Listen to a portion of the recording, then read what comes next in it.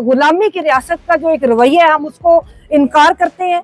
हम लोग अपनी जद्दोजहद जारी रखेंगे। हम हर उस शख्स के साथ हैं जो सच बोलता है, हम उस हर शख्स के साथ हैं, हर उस सहाफ़ी के साथ हैं जो हक लिखता है, जो हक के लिए कलम उठाता है, और ये आवाज़ें हम कभी खामोश नहीं होने देंगे। ना जुडिशरी में इतना दाम है कि वो उनकी बेल से ले ले। तो ये जो इस वक्त हालात बने हुए हैं, ये जानबूझ कर चाह रहे हैं कि पाकिस्तान के अंदर पाकिस्तान के जो रोशन ख्याल तबकात हैं, पाकिस्तान की जमहूरी सोच है, उसको ये दबाएं और उनको मायूस करें।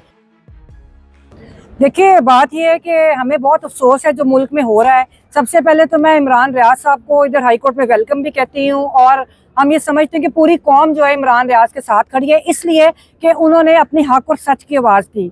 और दूसरी बात यह कि देखिए, रियासतें ऐसी तो नहीं होती कि जो बंदा यहाँ पे सच बोलता है, जो हक की बात करता है, वो गैर महफूज हो जाता है। इसी तरह अगर आप जुडिशरी में देखें, जो जज इंसाफ करता है वो गैर महफूज हो जाता है। क्या पाकिस्तान का कॉन्स्टिट्यूशन ये चाहता है?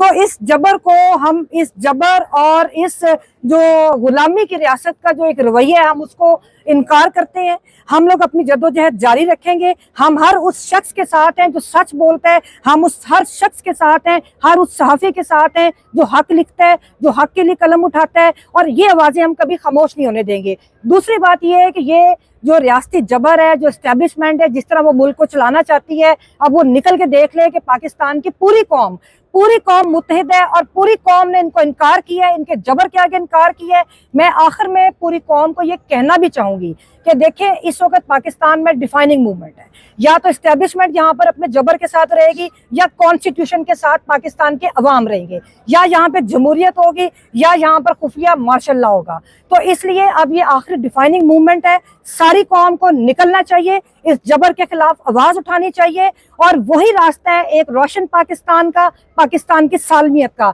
जो लोग पाकिस्तान को कमजोर करने पर तुले बैठे हैं, जो इस रियासत के साथ खिलवाड़ कर रहे हैं, उनको अब ये देख लेना चाहिए कि जो कौम है उनसे कितनी नफरत करते हैं लोग, उन रवैयों के साथ कितनी नफरत करते हैं। और अब ये एक्सेप्टेबल नहीं है पाकिस्तान की कौम के लिए कि कोई ऐसा तबका उनके ऊपर हुक्मरानी करे जिसके पास कोई इख्तियार नहीं है कि वो पाकिस्तान के लोगों पर हुक्मरानी करे।